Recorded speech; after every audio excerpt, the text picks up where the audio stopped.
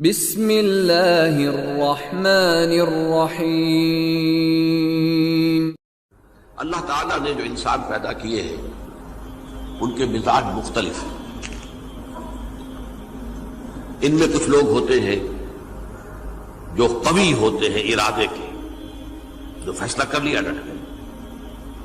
کچھ لوگوں میں وہ قوت ارادی اتنی مضبوط نہیں ہوتی، وہ ادھر ادھر سوچتے رہتے ہیں۔ کچھ لوگ جسمانی طور پر بہت توانا ہوتے ہیں، کچھ لوگ جسمانی طور پر پیدائشی طور پر کمزور ہوتے ہیں۔ تو اگر کوئی قوت ارادی کمزور رکھنے والا شخص ہے، وہ بھی تو اللہ کی تخلیق ہے، اللہ کا بندہ ہے، خطاؤں کا ظہور ہو جاتا ہے، توبہ کرتا ہے، پھر کچھ عرصے کے بعد پھر خطا کا ظہور ہو جاتا ہے، پھر توبہ کرتا ہے، تو ہم تو یہ سمجھیں گے کہ ایک حد کے بعد پھر اس کی توبہ قبول نہیں ہونی چاہیے۔ لیکن حدیث سنیے، وعن ابی ہریرہ رضی اللہ تعالی عنہ قال قال رسول اللہ صلی اللہ علیہ وسلم ان عبدا اذنب ذنبا، یقیناً ایک بندہ جو ہے وہ ایک گناہ کرتا ہے، فقال، پھر وہ کہتا ہے رب، اے میرے پروردگار، اذنبت فاغفر لی، مجھ سے گناہ ہو گیا ہے، مجھے معاف فرما۔ فقال ربہ، تو پروردگار یہ کہتا ہے اعلم عبدی ان لہ ربا یغفر الذنب ویاخذ بہ، میرا یہ بندہ یہ جانتا ہے کہ اس کا ایک رب ہے جو گناہ معاف بھی کر سکتا ہے اور سزا دے بھی سکتا ہے۔ کیا معنی ہوئے؟ گناہ اس نے کیا ہے لیکن جانتا ہے اللہ کو کہ وہ معاف بھی فرما سکتا ہے، تبھی تو وہ اللہ سے معافی کی درخواست کر رہا ہے۔ اس کے اس جاننے کی بنیاد پر، اس کے اس علم کی بنیاد پر، اس کے اس ایمان کی بنیاد پر فرمایا غفرت لعبدی، میں نے اپنے بندے کو معاف کر دیا۔ ثم مکث ما شاء اللہ، پھر وقت گزرا جتنا کہ اللہ نے چاہا، ثم اذنب ذنبا، پھر اس سے گناہ ہو گیا، فقال رب اذنبت ذنبا فاغفر، پھر کہتا ہے پروردگار مجھ سے گناہ ہو گیا، پھر مجھے معاف فرما دے۔ فقال ربہ، اللہ فرماتا ہے عالم عبدی ان لہ ربا یغفر الذنب ویاخذ بہ، میرا بندہ ہے نا جو جانتا ہے کہ اس کا ایک رب ہے، ایمان باللہ اس کے اندر ہے، تبھی تو پکار رہا ہے، اور یہ بھی جانتا ہے کہ وہ گناہ معاف بھی کر سکتا ہے اور چاہے تو پکڑ بھی سکتا ہے، سزا بھی دے سکتا ہے۔ تو فرمایا، اللہ تعالیٰ فرماتے ہیں میں نے فرمایا کہ میں نے معاف کر دیا۔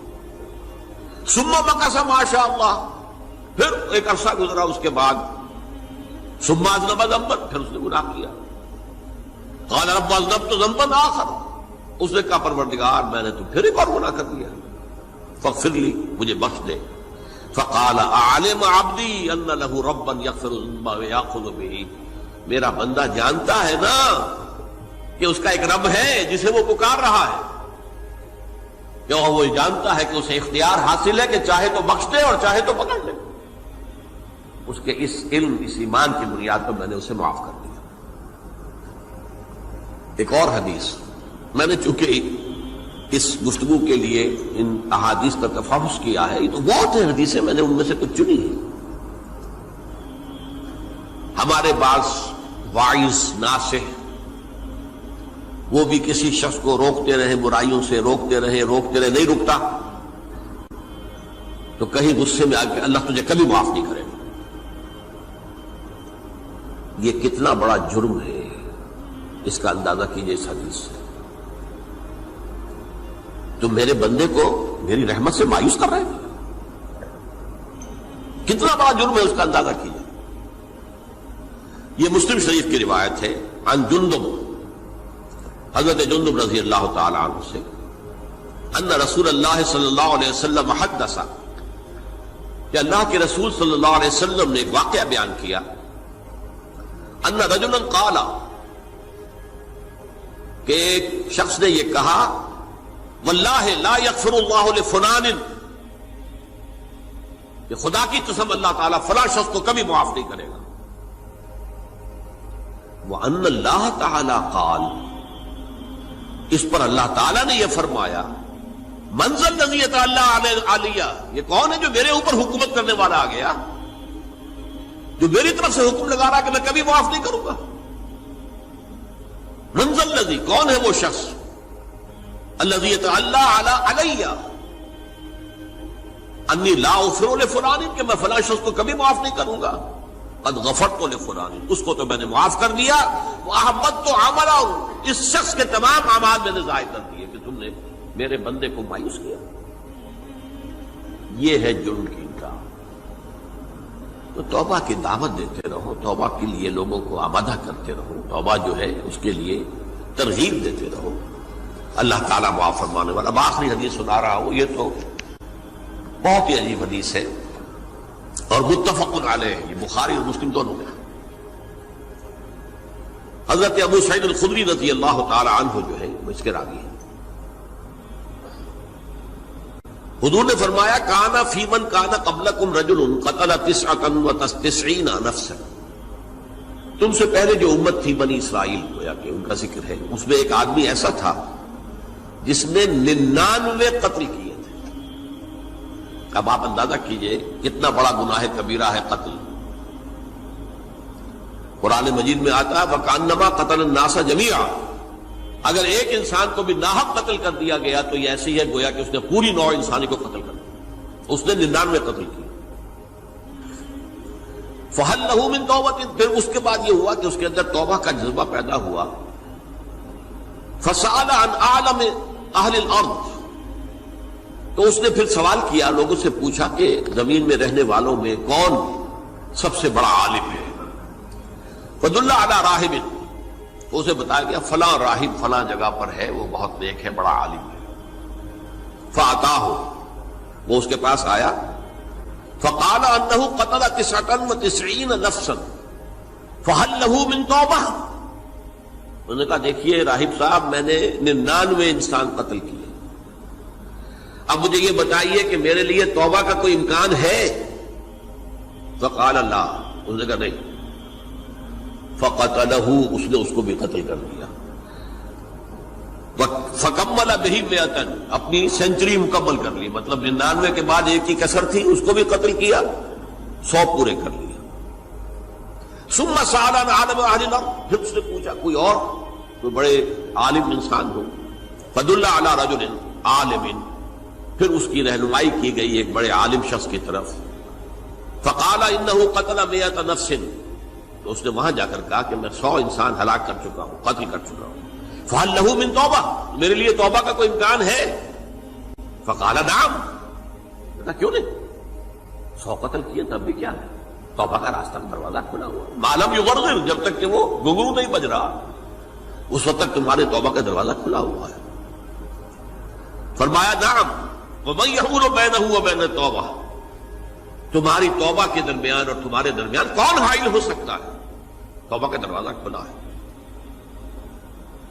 لیکن ساتھ ہی کہا انطلق الی ارض کذا و کذا، اب تم ایسے کرو جہاں تم رہتے ہو وہاں نہ جاؤ واپس، وہاں کا ماحول اچھا نہیں ہے، معاشرہ اچھا نہیں ہے، ہو سکتا ہے کہ تم توبہ پر قائم نہ رہ سکو، تم فلاں جگہ چلے جاؤ وہاں اچھے لوگ آباد ہیں، ان میں جا کر رہو۔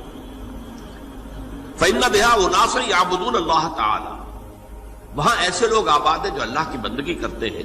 فاعبد اللہ معہم، تو تم ان کے ساتھ مل کر اللہ کی بندگی اور پرستش کرو۔ ولا ترجع الی ارضک، اپنی زمین کی طرف اپنے وطن میں واپس پلٹ جاؤ۔ فإنها ارض سوء، وہ بری جگہ ہے۔ فانطلقا، تو وہ چل پڑا، ہجرت کر رہا ہے، اس جگہ جا رہا ہے جہاں کا راہب نے بتایا تھا۔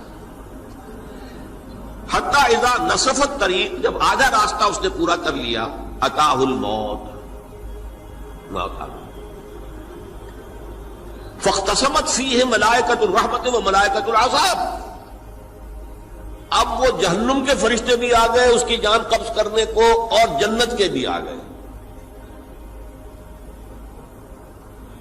فقالت ملائکۃ الرحمہ، رحمت والے جو فرشتے ہیں جنت والے، انہوں نے کہا جا تائبا مقبلا بقلبہ اللہ تعالی، یہ شخص توبہ کر کے اللہ تعالیٰ کی طرف ہجرت کر رہا تھا، اس لیے اس کی نیت کی بنیاد پر اب یہ جنتی ہے، لہذا اس کی روح ہم قبض کریں۔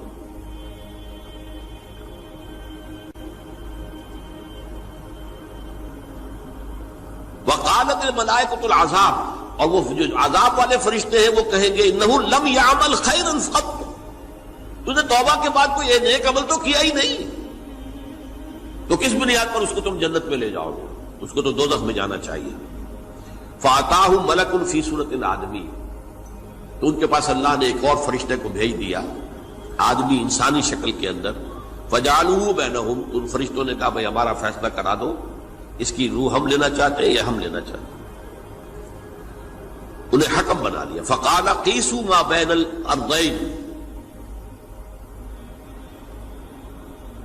فإلی ایتہما کان اقرب، کہ تم فاصلہ ناپ لو جہاں سے وہ چلا ہے اور جہاں جا رہا تھا اور یہاں اس کی موت ہو رہی ہے، تو کون سا فاصلہ زیادہ ہے؟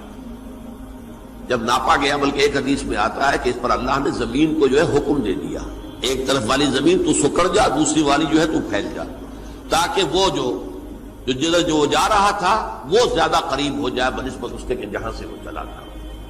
تو اس فیصلے پر پھر جو فرشتے تھے، جو کہ رحمت کے فرشتے تھے، وہ اس بندے کو لے گئے جنت کے اندر۔ یہ ہے توبہ کی عظمت اور اس کی تاثیر۔